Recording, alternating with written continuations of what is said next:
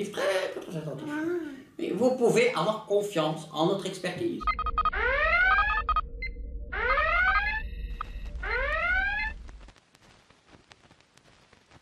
Bonjour professeur, j'ai une question pour vous. Est-ce que vous savez si l'école a le droit de m'exclure?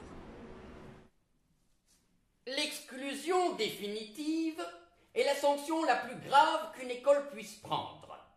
Pour être légale, il faut qu'une telle sanction soit proportionnée aux faits reprochés. La loi précise que peut être mis à la porte d'une école l'élève qui s'est rendu coupable de faits 1. Portant atteinte à l'intégrité physique, psychologique ou morale d'un membre du personnel ou d'un élève. 2. Compromettant l'organisation ou la bonne marche de l'établissement. 3. Faisant porter un préjudice à l'établissement moral ou matériel grave. Il existe une autre raison légale d'exclusion.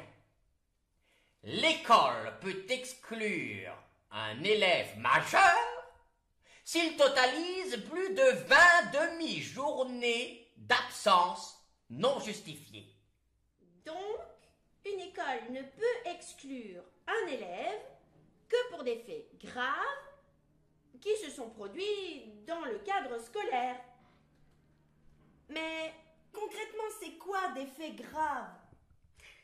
La loi précise les faits pouvant entraîner une exclusion définitive. Premièrement, tout coup et blessure volontaire. Deuxièmement, le fait d'exercer volontairement et de manière répétée une pression psychologique insupportable par menaces, insultes, injures, calomnies ou diffamation. Troisièmement, le racket. Quatrièmement, tout acte de violence sexuelle. Et enfin, cinquièmement, la détention ou l'usage d'une arme. Ok, je comprends mieux ce que ça veut dire grave. On est bien d'accord. Oublier son journal de classe, son plumier, ou même claquer la porte, c'est pas pour des choses comme ça qu'on peut être exclu. Mais si je suis exclu, je dois quitter l'école tout de suite? Si les faits sont très graves, la direction de l'école peut exclure provisoirement l'élève pendant la durée de la procédure d'exclusion définitive. Cet écartement provisoire ne peut dépasser 10 jours. On m'a dit qu'il fallait suivre une procédure. Mais c'est quoi cette procédure?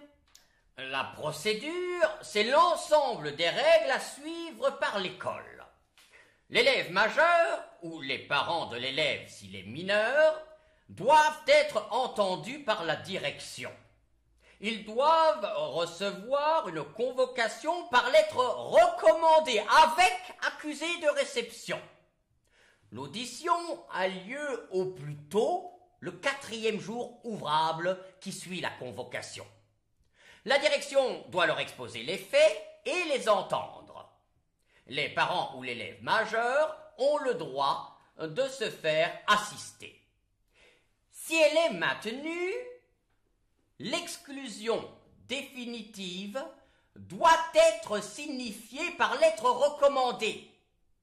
L'exclusion doit bien sûr être motivée. Tout s'arrête là alors? Pas toujours. Les parents ou l'élève majeur ont 10 jours ouvrables pour introduire un recours auprès du pouvoir organisateur de l'établissement. Mais attention, un recours ne suspend pas la décision prise.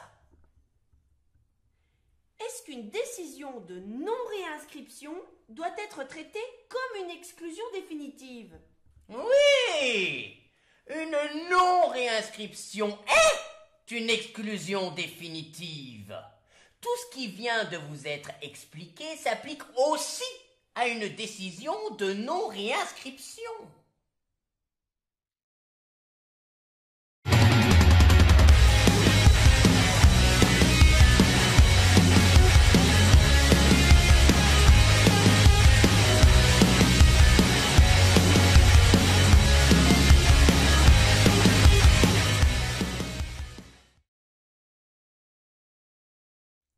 C'est jamais sympa d'être exclu.